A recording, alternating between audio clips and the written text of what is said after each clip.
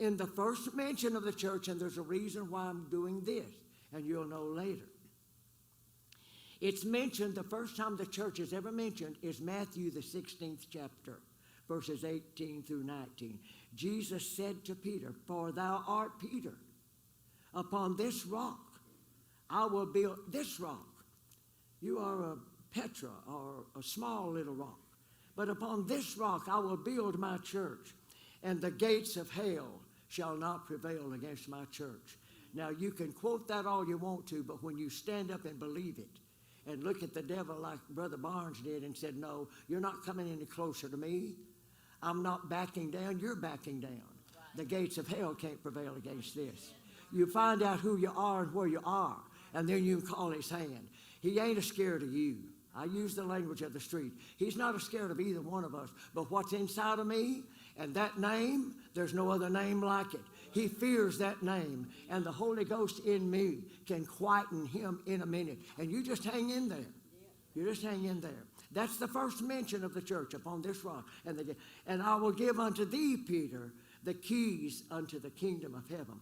And whatsoever thou shalt bind on earth shall be bound in heaven. Whatsoever thou shalt loose shall be loosed in heaven. Now, they had to get a revelation.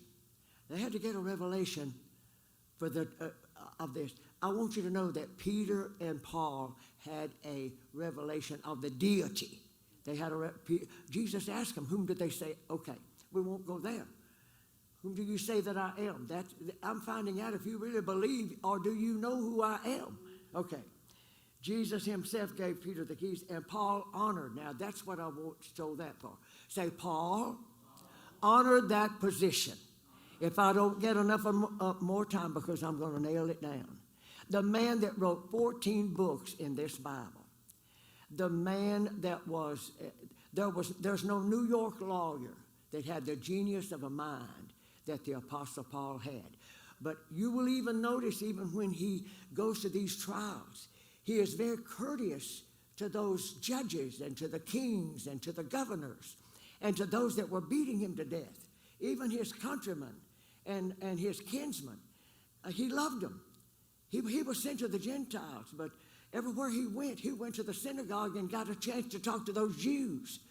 He says in Romans 9, 1 through 3, he said, "I could wish myself accursed and cut off from God, from my people, from my kinsman, my Redeemer." This man honored position. Even after he was taught, and I'm getting way ahead of myself, but even after the Lord taught him in the Arabian desert, say for 3 years, gave him revelations that none of the other apostles got. No doubt that was the thorn in the flesh. He had a thorn in the flesh to keep him humble because he was given the most.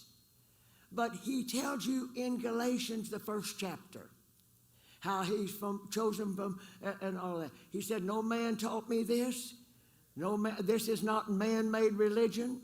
He said, "No man taught me this." But he said, "Let me just tell you this. When God got through with me in the Arabian desert, I'd even had my Damascus Road experience. I went up to Jerusalem, and I stayed with Peter. How long? 15 days I stayed with the Apostle Peter, and I compared my notes that I took in the Arabian desert with the Apostle Peter because he had the keys to the kingdom. He recognized that position.